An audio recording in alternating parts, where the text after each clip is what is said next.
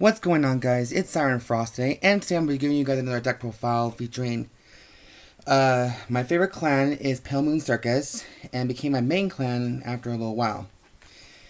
And this time we're going to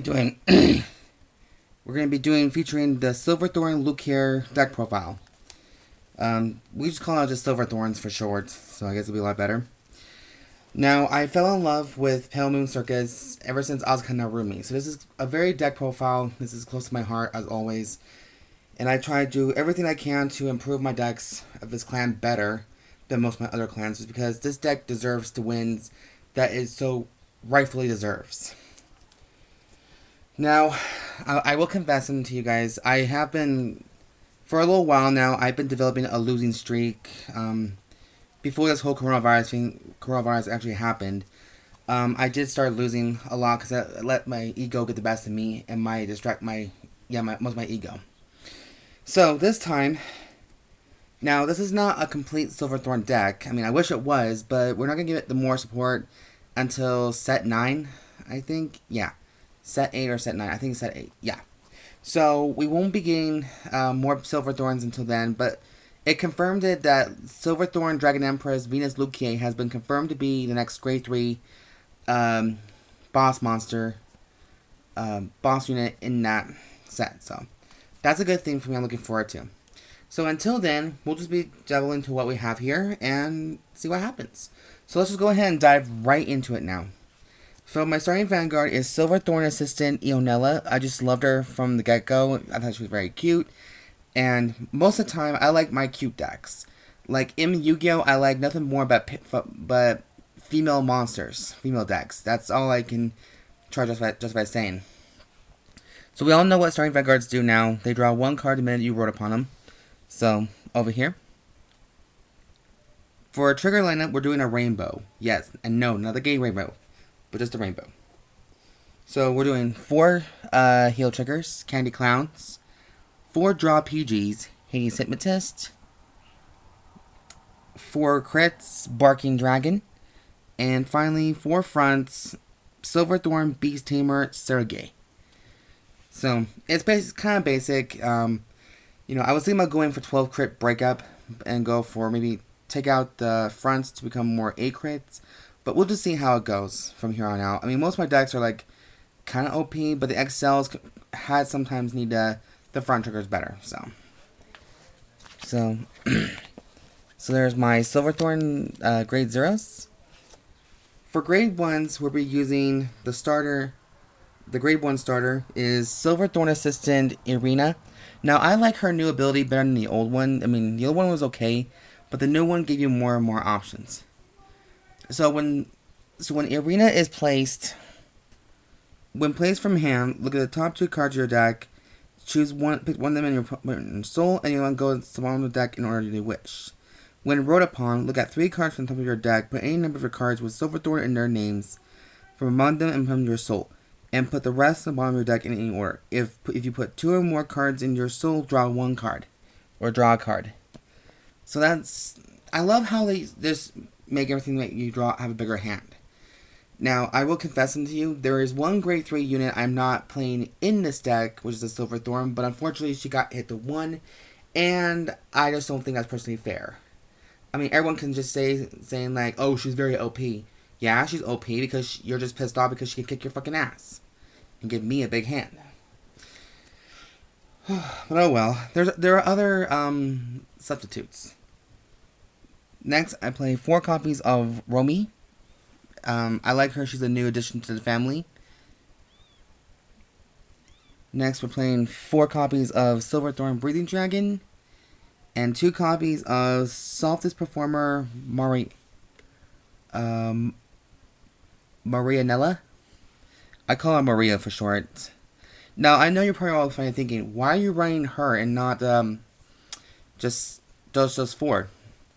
Now, I know you would think that Accel means like 12 grade 1s or 12 grade 2s and a shit ton of grade 3s.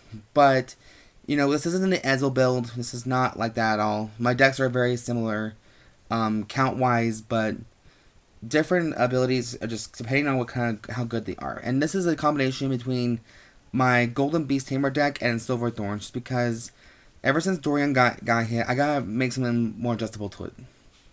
So if you're all wondering like what Marie does, active rear guard 1 turn, soul blast 1, and perform one of the following effects. This unit gets plus 3,000 power until the end of turn. Until the end of the turn, or until the end of the turn, the next time this unit boosts, stand this unit. It's good for Gunslew Dragon as well, but because we don't have them in the deck, it's just not possible. But the 3k boost is not a bad thing to have either, so that adds more fuel to the fire for powerful attacks. Especially when you're working with Accel, it means that you have like multiple attacks. God, I have a hard time speaking today. Whew. Okay, take a deep breath. And next for grade 2, we're playing 4 copies of Thorn Marionette Lilian. Her ability is very striking. When she's placed from Vanguard Rearguard, search your deck for up to one card with Silverthorn, one card is Silverthorn in its name, and place it into your soul. And then shuffle your deck. However, when this unit attacks, if you have 4 or more Silverthorns with different names, this unit gets plus 10,000 power into the end of that battle. Into that turn or battle. Let me see. Into the end of that battle. Okay, my bad. There you go. Alright. I gotta double check these because these are just the whole new improvements. Next, we're playing 4 copies of Silverthorn Rising Dragon. If you call 2 or more units this turn, this unit gets plus 10,000 power, so it's add more fuel. And then finally, we're playing 3 copies of Misdirection. I'm pretty sure you're all still kind of thinking, like, why add these other extra cards to the deck when you clearly can do other things better? And I know some of you may be questioning, like, where's Shada? I took her out because, even though she's a Silverthorn, and I'm gladly appreciated they got her into a new one. I think she's a manga version. I just don't personally like her effect that much. And it's a guard ability, but the way I used it was kind of like different. But people are just using it differently, so. And I like Misdirection per se, because 1, she's a succubus, and 2, her ability kind of kicks ass. So you counterblast 1 and move 1 grade 1 or lower unit into the soul, draw 2 cards, and place 1 card from your hand into the soul. So I think that's a pretty good thing to do. Like, you're filling up more and more of the soul every time, preparing it for Luquier or Golden Beast Tamer. So that's why I chose her instead of Shada. What is this? What does it say now? Yes. There it goes. Sorry guys, my iPod was kind of slowing down. Okay. Oh. Okay. For finally, we're playing 4 copies of my avatar, Silverthorn Dragon Tamer Luquier. And like I said, you guys, I've loved her since day 1, since she first appeared in the game with her limit break. With her new skill is, okay, I'm gonna have to read this because I'm blind. But continuous effect, rearguard, vanguard. During your turn, if you call 2 or more cards from your soul this turn, this unit gets 10,000 power. So if you basically have multiple copies of these and have them on the field, that's like 10,000 each, during each one. Now, active skill is you can't use Counterblast 2 and discard a card from your hand. Call any number of cards with Silverthorn and their card names from your soul to rearguard, and all your front row rearguards get plus 3,000 power in the turn. So even your rearguard Luquiers can receive the power of either 13,000 or just 3,000, just depending on how much you want to go for that. But either way, it's like very OP kind of power enough to make your opponent guard more than it needs to be. So next, we're playing 2 Golden Beast Tamers. She's actually quite simple. I had a pretty hard time with her in the beginning because I just that's how I got into Pale Moon, the new versions better. So it took me a little while to understand her effect fully. But whatever her skill is, during your turn, if you have 5 or more rear guards, this unit gets everyone in your front row receive 3,000 power for that turn, and it's a continuous effect. When she attacks, counterblast and move 1 card from your hand into the soul.